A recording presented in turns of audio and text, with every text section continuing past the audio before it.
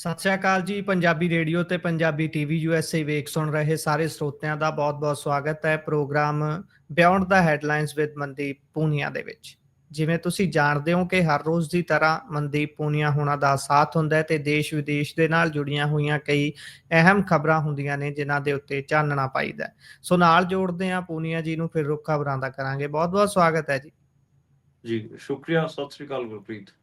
ਸਤਿ ਸ਼੍ਰੀ ਅਕਾਲ ਜੀ। ਸੋ ਸਭ ਤੋਂ ਪਹਿਲੀ ਖਬਰ ਦੇ ਵੱਲ ਜੇਕਰ ਆਪਾਂ ਚੱਲੀਏ ਤਾਂ ਉਧਰ ਈਰਾਨ ਇਜ਼ਰਾਈਲ ਦੀ ਇਸ ਖਿੱਚੋਤਾਣ ਦੇ ਵਿਚਾਲੇ ਕੱਲ ਧਮਕੀ ਦੇ ਦਿੱਤੀ ਜਾਂਦੀ ਹੈ ਡੋਨਾਲਡ ਟਰੰਪ ਹੋਣਾ ਦੇ ਵੱਲੋਂ ਕਿ ਬਿਨਾਂ ਕਿਸੇ ਸ਼ਰਤ ਦੇ ਸਰੈਂਡਰ ਕੀਤਾ ਜਾਵੇ, ਤੇ ਉੱਧਰੋਂ ਹੁਣ ਫਿਰ ਈਰਾਨ ਦੇ ਜਿਹੜੇ ਸੁਪਰੀਮ ਲੀਡਰ ਨੇ ਖਮੈਨੀ, ਉਹਨਾਂ ਦਾ ਵੀ ਜਵਾਬ ਆਇਆ ਇਸ ਦੇ ਬਾਬਤ ਮੋੜਵੇਂ ਰੂਪ 'ਚ। ਕੀ ਕਹਿ ਰਹੇ ਨੇ ਉਹ, ਇਹ ਵਾਲੀ ਜਿਹੜੀ ਜੰਗ ਵਰਗਾ ਇਹ ਮਾਹੌਲ ਹੈ, ਇਹ ਹੁਣ ਕਿੱਧਰ ਨੂੰ ਵੱਧ ਰਿਹਾ ਹੈ ਤੇ ਕਿੱਥੇ ਤੱਕ ਗੱਲ ਪਹੁੰਚੀ ਹੈ? ਬੇਸਿਕਲੀ ਡੋਨਾਲਡ ਟਰੰਪ ਉਹਨਾਂ ਨੇ ਜਿਹੜੀ ਚੇਤਾਵਨੀ ਦਿੱਤੀ ਸੀਗੀ, ਜਿਹਦੇ 'ਚ ਉਹਨਾਂ ਨੇ ਇਹ ਵੀ ਕਿਹਾ ਸੀਗਾ ਕਿ ਜੇ ਇਹ ਜੰਗ ਵੱਲ ਵੱਧਦਾਗਾ ਮਾਮਲਾ ਤੇ ਜੰਗ ਲੱਗਦੀ ਹੈਗੀ ਆ ਤੇ ਅਮਰੀਕਾ ਇਜ਼ਰਾਈਲ ਦਾ ਸਾਥ ਦਊਗਾ ਤੇ ਈਰਾਨ ਨੂੰ ਸਰੈਂਡਰ ਕਰ ਦੇਣਾ ਚਾਹੀਦਾ।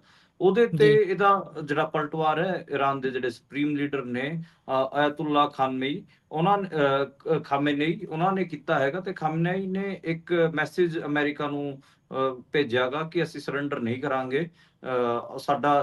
ਸਾਡੀ ਜਿਹੜੀ ਹਿਸਟਰੀ ਹੈ ਉਹ ਸਰੈਂਡਰ ਕਰਨ ਵਾਲੀ ਨਹੀਂ ਰਹੀ ਹੈ। ਅਸੀਂ ਕਿਸੇ ਦੀ ਵੀ ਧਮਕੀਆਂ ਤੋਂ ਨਹੀਂ ਡਰਦੇ, ਨਾ ਅਸੀਂ ਕਿਸੇ ਦੀ ਧਮਕੀਆਂ ਨੂੰ ਸੁਣਾਂਗੇ। ਈਰਾਨ ਤੇ ਥੋਪੀ ਗਈ ਸ਼ਾਂਤੀ ਜਾਂ ਯੁੱਧ, ਦੋਵੇਂ ਅਸੀਂ ਨਹੀਂ ਮੰਨਾਂਗੇ। ਜੇ ਕੋਈ ਸਾਡੇ ਤੇ ਯੁੱਧ ਥੋਪੂਗਾ ਉਹ ਵੀ ਅਸੀਂ ਨਹੀਂ ਮੰਨਾਂਗੇ, ਜੇ ਸਾਡੇ ਤੇ ਕੋਈ ਸ਼ਾਂਤੀ ਥੋਪੂਗਾ ਉਹ ਵੀ ਅਸੀਂ ਨਹੀਂ ਮੰਨਾਂਗੇ। ਇਹ ਗੱਲ ਈਰਾਨ ਵੱਲੋਂ ਕਹੀ ਗਈ ਸੀ ਕਿ ਈਰਾਨ ਨੇ ਕੱਲ ਇਜ਼ਰਾਈਲ ਤੇ 25 ਮਿਸਾਈਲਾਂ ਵੀ ਦਾਗੀਆਂ ਸੀਗੀਆਂ ਤੇ ਉਹਨਾਂ 'ਚ ਜਿਹੜੇ ਆਪਾਂ ਦੇਖਿਆ ਸੀਗਾ ਕਿ ਕਿਵੇਂ ਇਜ਼ਰਾਈਲ ਦੇ ਜਿਹੜੇ ਇੰਟਰਸੈਪਟਰ ਸੀਗੇ, ਉਹ 2 ਇੰਟਰਸੈਪਟਰ ਮਿਸਾਈਲਾਂ ਉਹਨਾਂ ਦੇ ਆਪ ਦੇ ਹੀ ਸ਼ਹਿਰ ਤੇਲ ਅਵੀਵ ਵਿੱਚ ਜਾ ਕੇ ਵੱਜੀਆਂ ਨੇ ਤੇ ਉਹਨਾਂ ਨੇ ਇੰਟਰਸੈਪਟ ਨਹੀਂ ਕੀਤੀਆਂ ਮਿਸਾਈਲਾਂ, ਇਰਾਨੀ ਮਿਸਾਈਲਾਂ, ਤੇ ਜਿਸ ਜੀ, ਕਰਕੇ ਉੱਥੇ ਨੁਕਸਾਨ ਵੀ ਹੋਇਆ ਹੈਗਾ।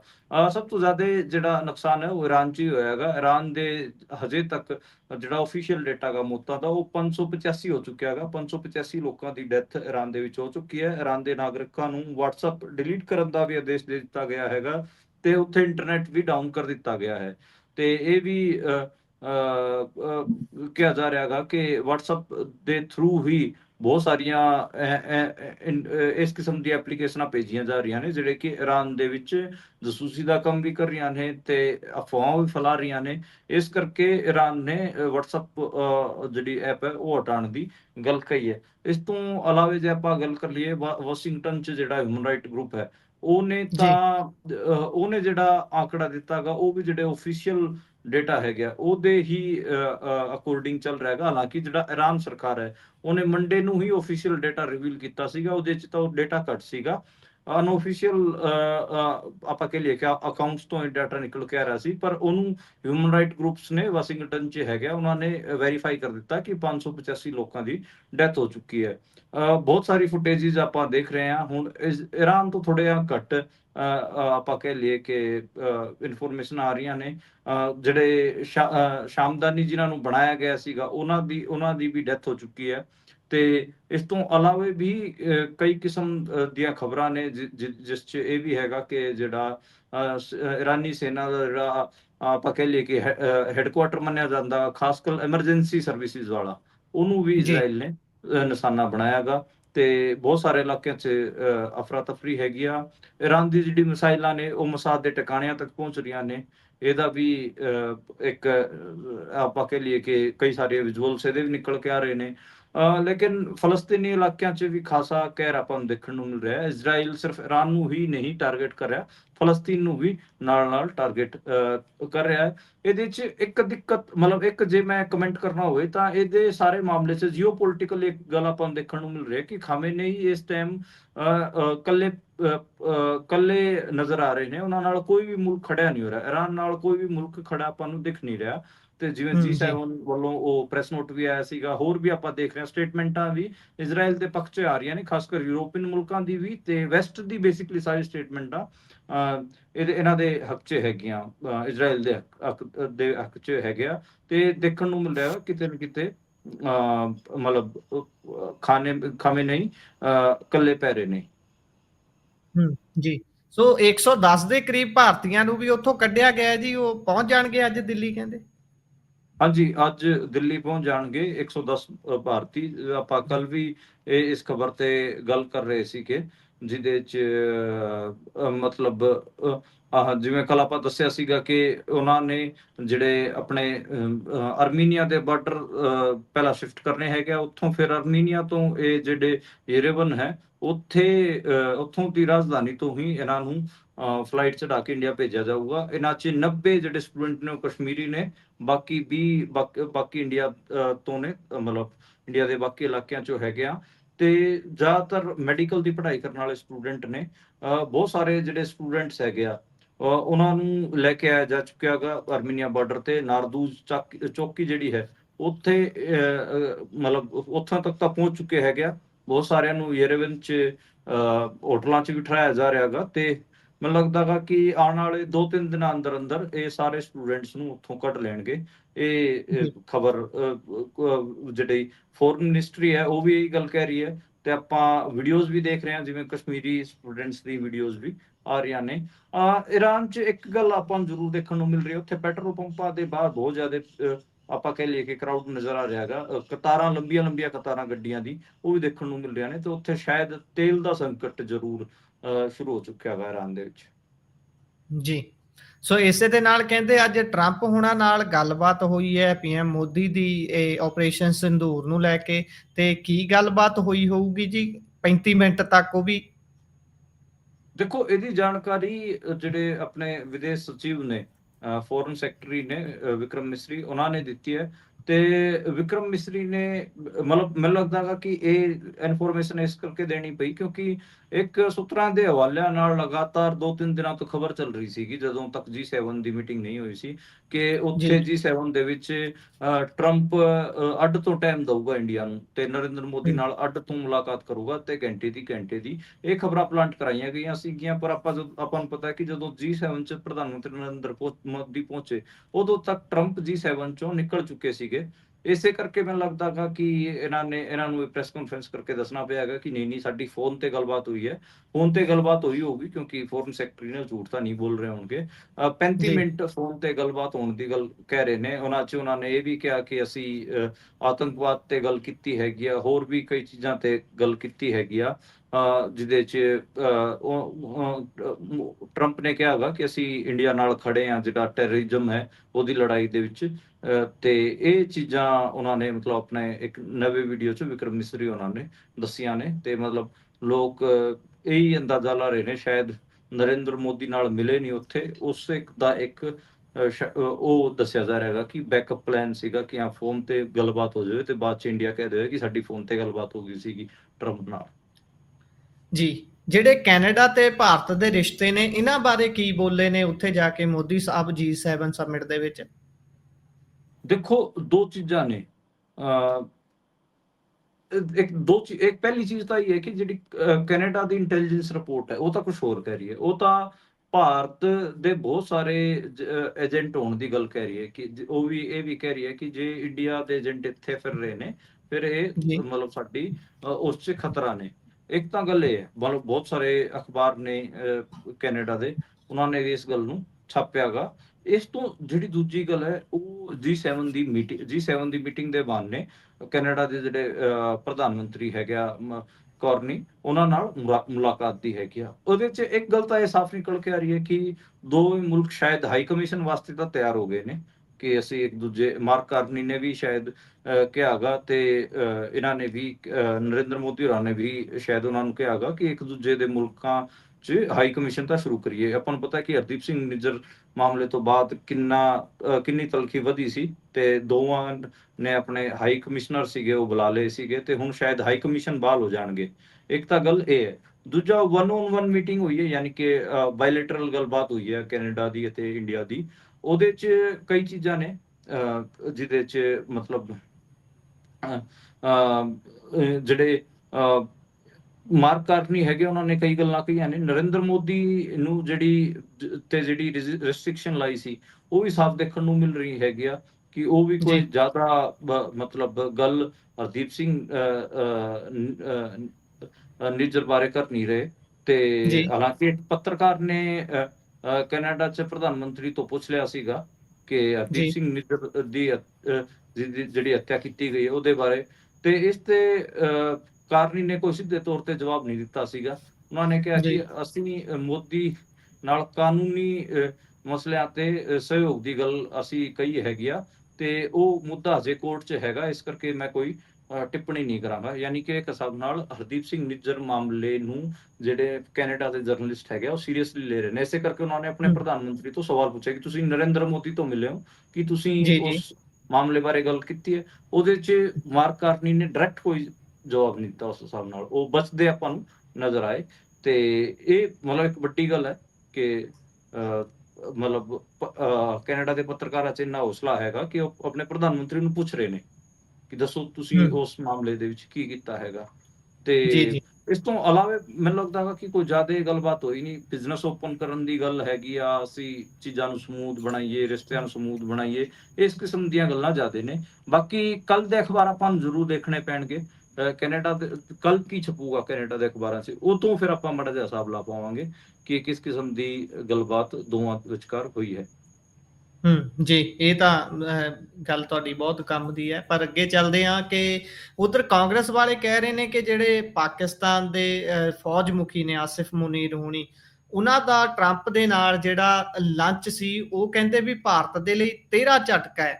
ਇਹ ਕਿਵੇਂ ਆਖ ਰਹੇ ਨੇ? ਵੈਸੇ ਤਾਂ ਬਹੁਤ ਸਾਰੇ ਲੋਕ ਕਿਆਸ ਲਾ ਰਹੇ ਨੇ ਕਿ ਈਰਾਨ ਨੂੰ ਲੈ ਕੇ ਇਹਨਾਂ ਦੀ ਆਪਸੀ ਮੀਟਿੰਗ ਹੈ, ਵੀ ਈਰਾਨ ਦਾ ਸਾਥ ਤੁਸੀਂ ਨਾ ਦਿਓ, ਪਿੱਛੇ ਹਟ ਜਾਓ। ਬਾਕੀ ਕੀ ਕੱਢ ਸਕਦੇ ਹਾਂ ਜੀ ਇਸ ਸਾਰੀ ਗੱਲਬਾਤ ਦੇ ਵਿੱਚੋਂ, ਦੱਸਿਓ ਜਰਾ।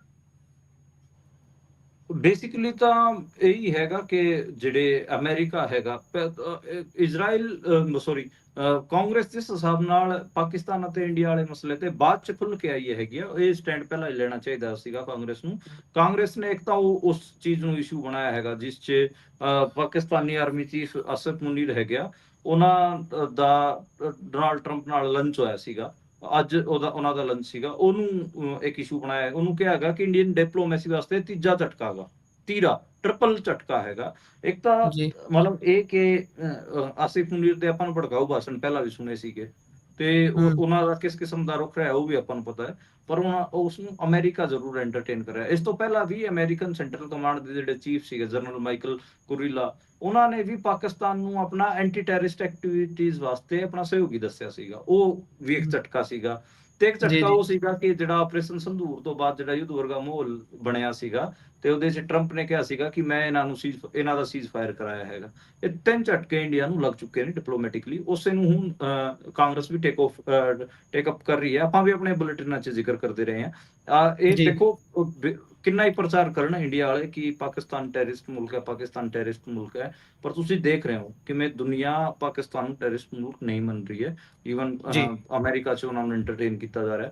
ਤੇ ਇਹ ਚੀਜ਼ ਹੈਗੀਆਂ ਮਤਲਬ ਤੁਸੀਂ ਜਿਹੜੇ ਓਰੀਜਨਲ ਟੈਰਰਿਸਟ ਸੀਗੇ, ਜਿਨ੍ਹਾਂ ਨੇ 4 ਟੈਰਰਿਸਟ ਜਿਨ੍ਹਾਂ ਨੇ 25 ਬੇਕਸੂਰ ਲੋਕਾਂ ਦੀ ਡੈਥ ਨੂੰ ਮਾਰਿਆ ਗਾ ਪਹਿਲਗਾਮ ਦੇ ਵਿੱਚ, ਉਹਨਾਂ ਨੂੰ ਫੜ ਨਹੀਂ ਪਾਏ ਅਜੇ ਤੱਕ। ਤੁਹਾਡੀ ਇੰਟੈਲੀਜੈਂਸ ਫੇਲਿਅਰ ਹੈਗਾ।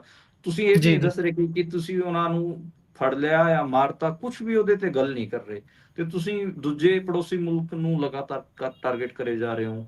ਆਪਰੇਸ਼ਨ ਸੰਦੂਰ ਵੀ ਲਾਂਚ ਕਰ ਦਿੱਤਾ, ਉਹਦੇ 'ਚ ਜੋ ਕੁਛ ਵਾਪਰਿਆ ਉਹ ਇੰਟਰਨੈਸ਼ਨਲ ਮੀਡੀਆ ਦੇ ਵਿੱਚ ਵੀ ਤੁਹਾਡੇ ਤੇ ਬਹੁਤ ਸਵਾਲ ਚੁੱਕੇ ਗਏ ਕਿਉਂਕਿ ਤੁਹਾਡੇ ਰਫਾਇਲ ਸੀਗੇ ਉਹ ਸਿੱਟ ਲਏ ਸੀ ਅਗਲਿਆਂ ਨੇ।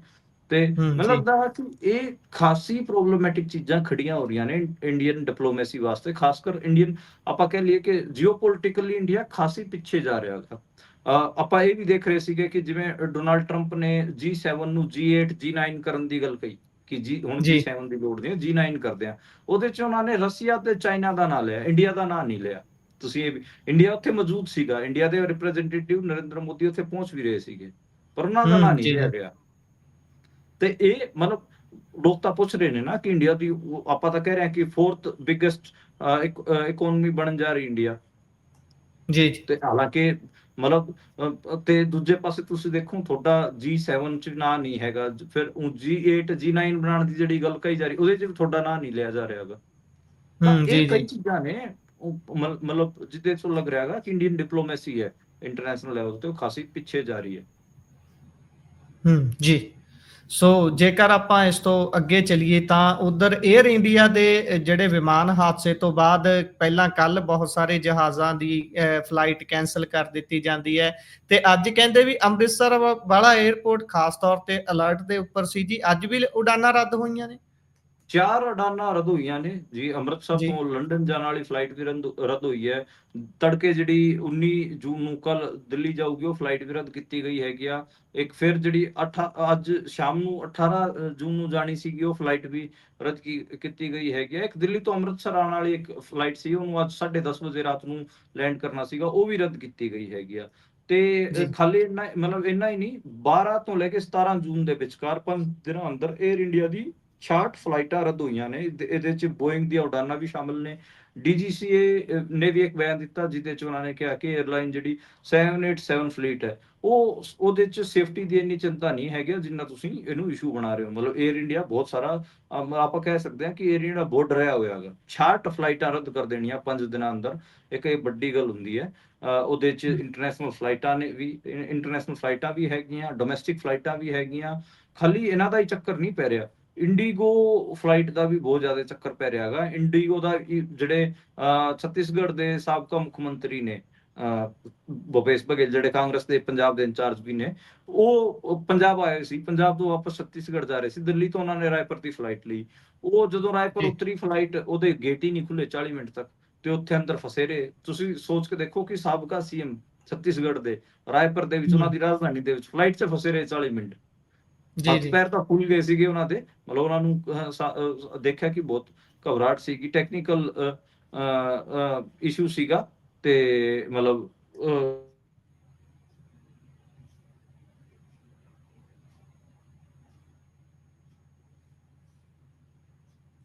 ਜੀ। ਤਾਂ ਇਹ ਮਤਲਬ ਬਹੁਤ ਭਿਆਨਕ ਹੈ ਕਿ ਕਿੰਨੀਆਂ ਫਲਾਈਟਾਂ ਰੱਦ ਹੋ ਰਹੀਆਂ ਨੇ ਤੇ ਸੂਬੇ ਦੇ ਸਾਬਕਾ ਮੁੱਖ ਮੰਤਰੀ ਵੀ ਫਸ ਗਏ ਸੀਗੇ। ਤੇ ਇਹ ਇੰਡੀਆ 'ਚ ਹੁਣ ਆਪਾਂ ਨੂੰ ਲਗਾਤਾਰ ਦੇਖਣ ਨੂੰ ਮਿਲ ਰਿਹਾ ਹੈਗਾ ਕਿ ਬਹੁਤ ਘਬਰਾਹਟ ਹੈਗੀ ਆ। ਹੈਦਰਾਬਾਦ 에ਅਰਪੋਰਟ 'ਚ ਵੀ ਬੰਮ ਮਿਲਣ ਦੀ ਧਮਕੀ ਮਿਲ ਗਈ ਸੀਗੀ। ਤੇ ਇਹ ਹੈਗਾ ਜੀ। ਬਾਕੀ ਜਿਹੜੇ ਅਹਿਮਦਾਬਾਦ ਵਿਮਾਨ ਹਾਦਸਾ ਹੋਇਆ ਸੀ, ਉਹਦੇ 'ਚ ਜਿਹੜੇ ਮਾਰੇ ਗਏ ਸੀ ਉਹਨਾਂ ਚੋਂ 177 ਲੋਕਾਂ ਦਾ ਡੀਐਨਏ ਮੈਚ ਹੋ ਚੁੱਕਿਆ ਹੈਗਾ। 124 ਲੋਕਾਂ ਦੀ ਡੈੱਡ ਬੋਡੀ ਹੈ ਉਹ ਭੇਜੀ ਜਾ ਚੁੱਕੀ ਹੈ। ਜਿਹੜਾ ਪਾਇਲਟ ਸੀਗਾ ਸੁਮਿਤ ਸਬਰਵਾਲ, ਉਹਦਾ ਵੀ ਲਾਸਟ ਰਾਈਟ ਅੰਤਮ ਸੰਸਕਾਰ ਕੀਤਾ ਜਾ ਚੁੱਕਿਆ ਹੈਗਾ ਜੀ। ਜੀ।